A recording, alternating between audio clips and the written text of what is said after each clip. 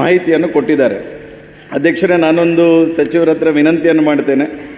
ಏನು ಅತಿಥಿ ಶಿಕ್ಷಕರನ್ನು ಇವತ್ತು ರಿಕ್ರೂಟ್ಮೆಂಟ್ ನೀವು ಮಾಡ್ತಾ ಇದ್ದೀರಿ, ಅದು ಒಳ್ಳೆಯ ವಿಷಯ. ಆದರೆ ಏನು ಗೌರ್ಮೆಂಟ್ ರಿಕ್ರೂಟ್ಮೆಂಟ್ ಆಗಿರ್ತಕ್ಕಂಥ ಶಿಕ್ಷಕರಿದ್ದಾರೆ, ಅದರಲ್ಲಿ ಹೈಸ್ಕೂಲನ್ನು ಶಿಕ್ಷಕರಿಗೆ ಬೇಸಿಕ್ ಆಗಿ 90,000 ಸ್ಯಾಲ್ರಿ ಬರ್ತದೆ. ಪ್ರೈಮರಿ ಶಿಕ್ಷಕರಿಗೆ ಬೇಸಿಕ್ ಆಗಿ 75,000 ಸ್ಯಾಲ್ರಿ ಬರ್ತದೆ.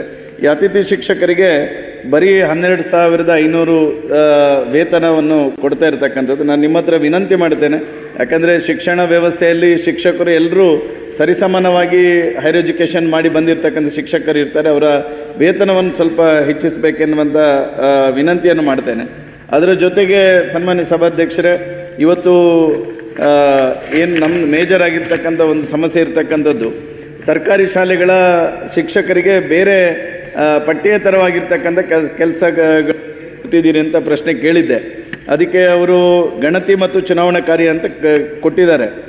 ನಾನು ವಿನಂತಿ ಮಾಡ್ತೇನೆ ಶಿಕ್ಷಣ ಸಚಿವರ ಹತ್ರ, ದಯವಿಟ್ಟು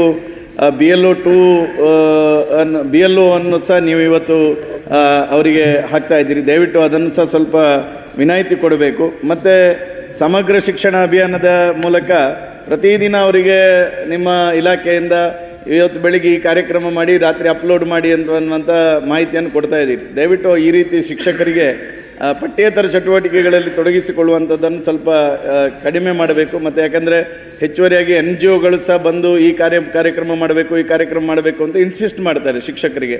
ಅದನ್ನು ಸಹ ಸ್ವಲ್ಪ ವಿನಾಯಿತಿ ಕೊಡ್ತಕ್ಕಂಥ ನಿಟ್ಟಿನಲ್ಲೂ ಒಂದು ಸ್ವಲ್ಪ ಗಮನ ಹರಿಸಬೇಕೆನ್ನುವಂಥ ವಿಚಾರವನ್ನು ಪ್ರತಿಪಾದಿಸ್ತೇನೆ. ಯಾಕಂದರೆ ಉದಾಹರಣೆಗೆ ನಾವು ಶಿಕ್ಷಣ ಇಲಾಖೆಯ ಮೂಲಕ ಮಕ್ಕಳು ಮೊಬೈಲ್ ಚಟದಿಂದ ದೂರ ಇರಬೇಕನ್ನುವಂಥ ಆದೇಶ ಇದೆ.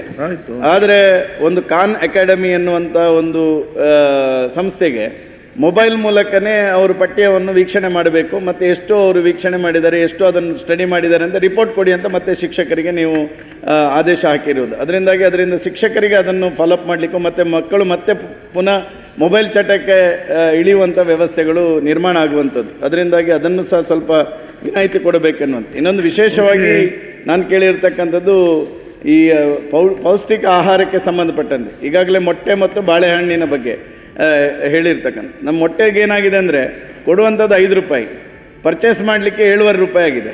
1.5 ರೂಪಾಯಿಯನ್ನು ಶಿಕ್ಷಕರು ಮತ್ತು ಶಾಲಾ ಅಭಿವೃದ್ಧಿ ಸಮಿತಿಯವರು ಹಾಕುವಂಥ ವ್ಯವಸ್ಥೆಗಳಿದೆ. ಕೆಲವು ಸಂದರ್ಭಗಳಲ್ಲಿ ಉದಾಹರಣೆಗೆ ವೇಣೂರ್ನ ಒಂದು ಪ್ರೌಢಶಾಲೆ ಮತ್ತು ಪ್ರಶ್ನೆ ಕೇಳಿ, ಅದರದ್ದೇ ಇರೋದು ಅದನ್ನೇ ಕೇಳಿದ್ದಾರೆ.